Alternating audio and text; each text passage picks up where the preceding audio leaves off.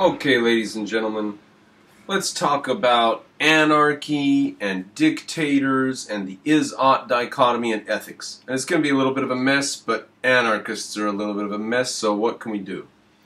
At 1 minute, 5 seconds, and 1 hour, 5 minutes, and 30 seconds into this interview, let's discuss objectivism versus voluntarism with Victor Pross. Adam Smasher leaves a comment over here in the side that said, "Kings are miserable." And this is in response to Patrick saying, what if you're the shogun of China or whatever? What if you're the king of wherever and you've got all these peasants and stuff, and it's objectively good for you to do this or that in your life and have all these palaces and stuff, but you don't want your peasants to have all that stuff, right? So let's look at this a little bit. Now they're confused. They conflate morality and politics. They can't tell what's going on. So let's just forget all that for a second. Forget theory for a second. Let's look at the real world, right? Let's look at some actual examples. And we can get back to theory once we've got some examples in our pocket. You're Joseph Stalin. You wake up this morning and there's a plate of food outside of your door. And now you should have the luxury to have someone make you your dinner and your breakfast, right? You're the dictator of Russia. You should have a cook, right? Are you sure you want to eat that food? What's in that food? Are you sure you're going to eat that food? Well, what are you going to do? You're going to keep a pantry of food in your thing and in your bedroom and prepare stuff on a hot plate? You're the dictator of Russia. Are you sure you want to eat the food that someone's brought you this morning? Every single day, every single meal? Okay, that's just your meals. He liked to see the snow in front of the windows. And they weren't allowed to clear the snow. If they would clear the snow from pathways and stuff, the snow in front of windows had to be left, because he wanted to know that there hadn't been anybody peeking in the windows. He was the dictator of Russia. How about Hitler? Right? Selfish. Oh, Hitler was selfish. He was rich. He had all the wealth of Germany at his disposal. He was afraid for his life every day. One day, in a cabinet meeting of the highest of the high people in the German government, a briefcase blew up and damn near killed him. Adam Smasher's right. Kings are miserable. And they're miserable because they're unethical and immoral. Now, you couldn't ask an anarchist to discuss this or even think about it, because they have no idea what ethics are or morality, because they think politics and ethics are the same thing, and they just are so confused, it's amazing. Now, the is-ought dichotomy.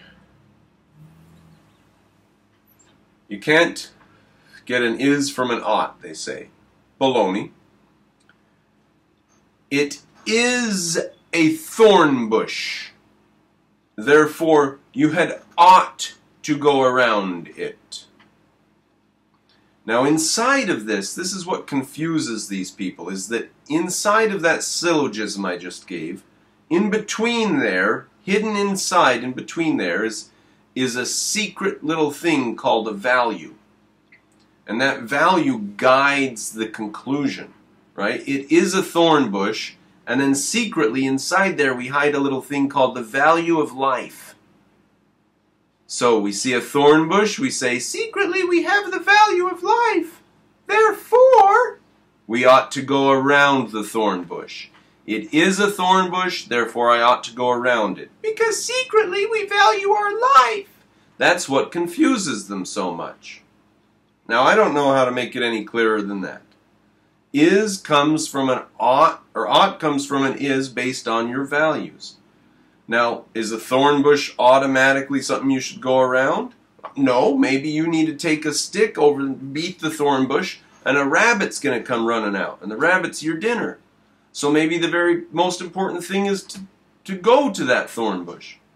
Or maybe you're being pursued, maybe by some sort of animal that would be scared by the thorn bush.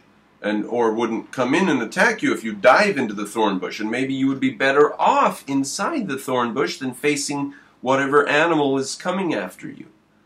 So you have to look at the objective facts of your life and your reality to decide what the is and the ought relationship is. That's what confuses them so bad. And they want to be objective about it. They want to figure out some principle that no human would ever have to refer to. Some principle that would be true without humans even existing, maybe. Is that how confused they are?